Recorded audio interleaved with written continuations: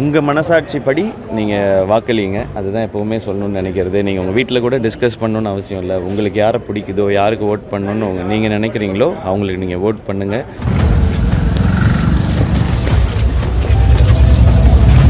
கட்டுற கம்பிலிருந்து அடிக்கிற ஆணி வரைக்கும் எல்லாம் குவாலிட்டியா இருக்கணும்ல. பிரகாஷ் போன்றவர்களுக்காகவே ஜிபிஆரின் டிஎம்டி கம்பிகள்.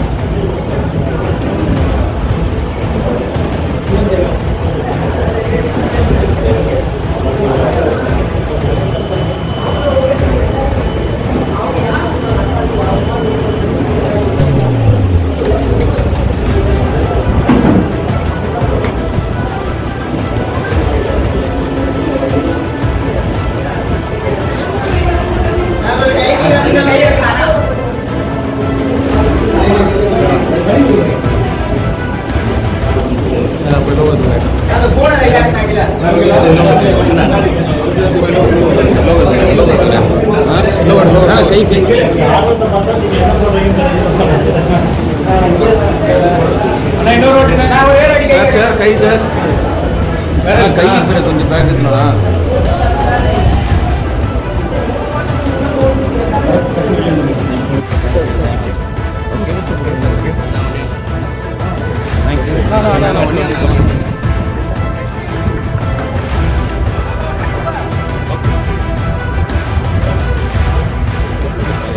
கண்டிப்பாக வாக்கு நம்மளுடைய உரிமை.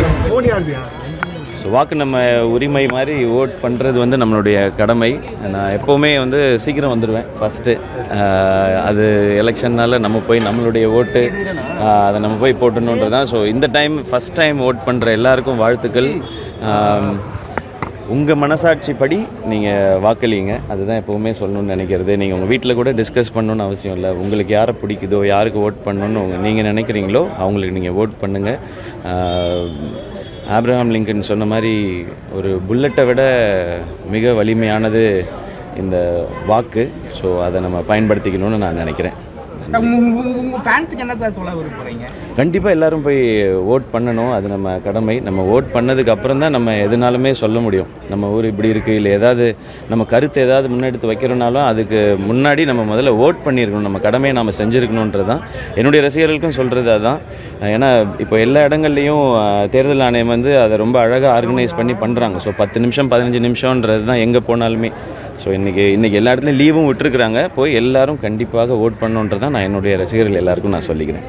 நன்றி, எல்லாருக்கும் நன்றி, எல்லாருக்கும் நன்றி. கட்டுற கம்பிலிருந்து அடிக்கிற ஆணி வரைக்கும் எல்லாம் குவாலிட்டியா இருக்கணும்ல. பிரகாஷ் போன்றவர்களுக்காகவே ஜிபிஆரின் டிஎம்டி கம்பிகள்.